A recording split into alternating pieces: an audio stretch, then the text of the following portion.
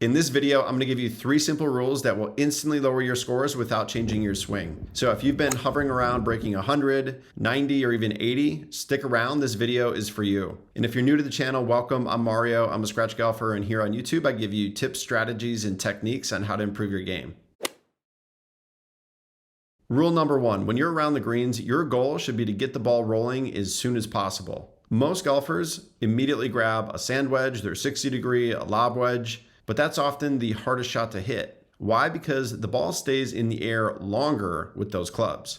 And you can't control the ball when it's in the air. You can control the ball, however, when it's rolling on the ground. So instead of always taking out your wedges, get creative and take the highest percentage option. That could mean bump it, chip it, or even putt it. Whatever gets the ball on the ground and rolling like a putt as soon as you can. The less air time, the more control. And the more roll, the more predictable. So when in doubt, choose the club that lets you land the ball just onto the green and gets it rolling as soon as possible. In this video, you can see that I've obviously short-sighted myself next to the green, but I'm actually using a hybrid. I don't have much green to work with here, so the goal is to bump it like a putt and get the ball rolling. So next time that you're practicing or you're at the course, take 5 balls and play the same shot with a sand wedge, a 9-iron, and even a hybrid. Track the one that gets you consistently closer, and I think that you'll be surprised. And by the way, if you want to simplify your setup and your short game approach, I've included a free download in the description box below, my golf swing setup checklist. It's a great resource to help keep your fundamentals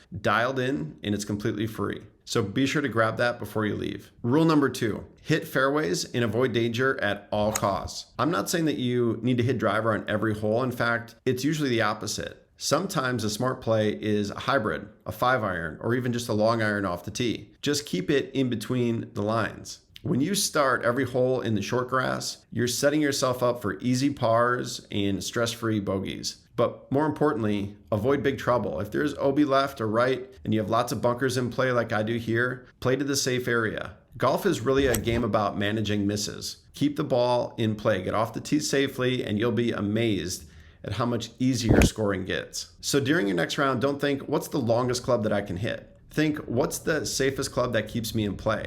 I'm on a long par 4 here in this video, and I've chosen to hit a 4-iron off the tee instead of a driver. So pick your go-to club and track your fairways hit during each round. You'll see a huge difference in your scorecard.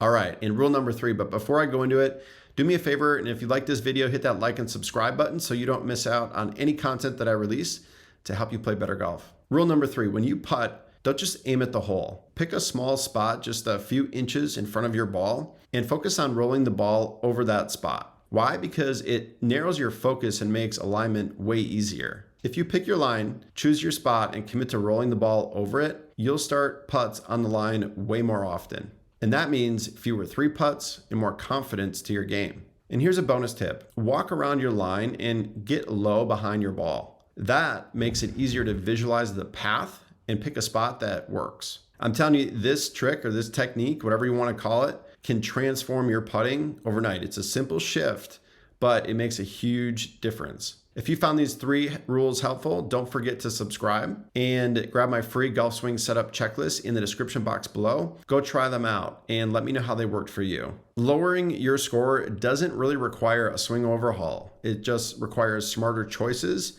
and a better plan. And now that you know these 3 simple rules, you'll definitely want to check out my Breaking 90 video here, which I've linked for you next, because when you pair what you just learned with this next video, it's 10 times more powerful. We'll see you in the next video, and thanks for watching.